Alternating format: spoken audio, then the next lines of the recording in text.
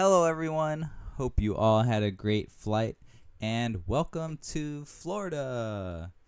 Just wanted to make a little video to give some background on the places you'll visit, and we will start with the Everglades, which is right here. All right, let's go. So, like I was saying, the Everglades. Let's go ahead and get started with a little bit of history. Woo, fun. Firstly, the Everglades has been home to Native American tribes like the Calusa and Tequesta, and later the Seminoles.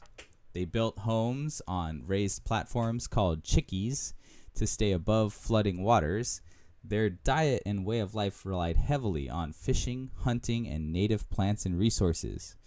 Canoes were vital for transportation throughout the wetlands. The Seminoles used the density of the wetlands as a refuge during the Seminole Wars as they fought the United States that was expanding in the area. In the early 1900s, developers began attempts to drain parts of the Everglades to use the land for agriculture and urban expansion. Boo! These actions greatly disrupted the ecosystem and flow of the various rivers and waterways. In 1947, the Everglades became a national park, thanks in large part to Marjorie Stoneman Douglas, an environmental activist whose book, The Everglades River of Grass, raised awareness about its importance.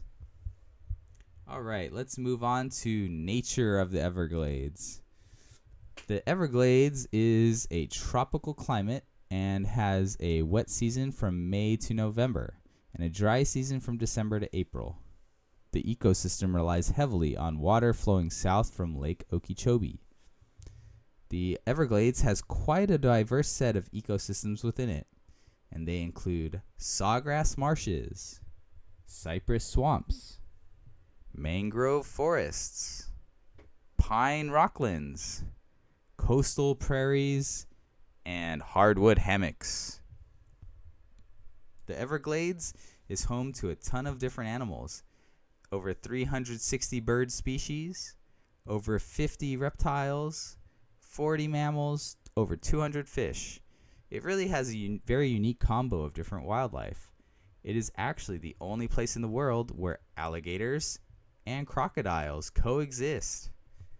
There's also animals like panthers, the spoonbill heron, and big old chonky manatees.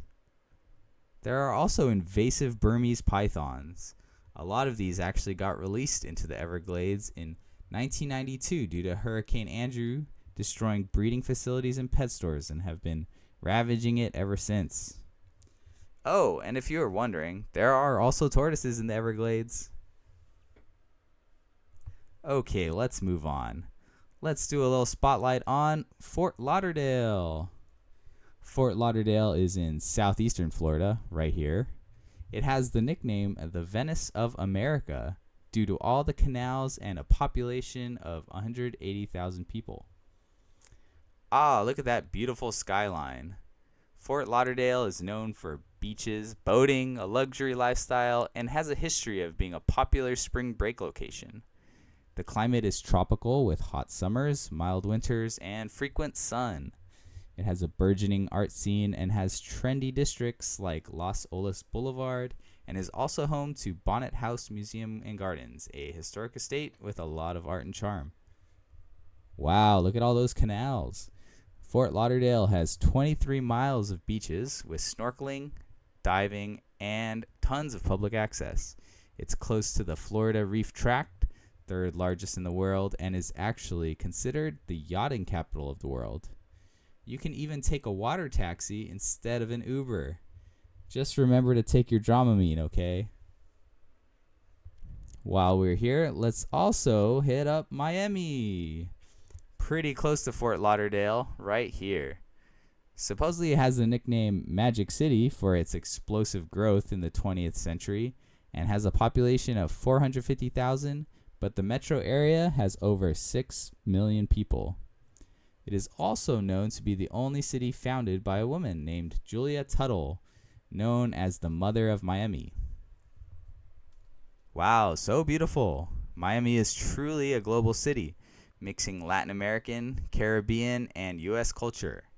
There are actually over 150 ethnicities and 60 languages in the city. Fast-paced and stylish, known for fashion, good food, music, and nightlife, there is a strong international business scene, especially in finance, real estate, and trade. Some highlights are Art Basel in Miami Beach, one of the biggest modern art fairs in the world, massive music festivals like Ultra Music Festival and Calle Ocho Festival, and Little Havana, which is a hub of Cuban culture in the area. Do you know what the city bird of Miami is? That's right, it's the American flamingo. Miami also has the largest collection of Art Deco architecture in the world. It is also considered the cruise capital of the world, as it is the largest cruise port and is the gateway to the Caribbean. Just don't forget that Dramamine.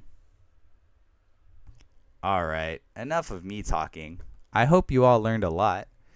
Hope you have a wonderful trip with your sisters and friends, my love. Miss you, see you later, and have fun. Sea Moose out.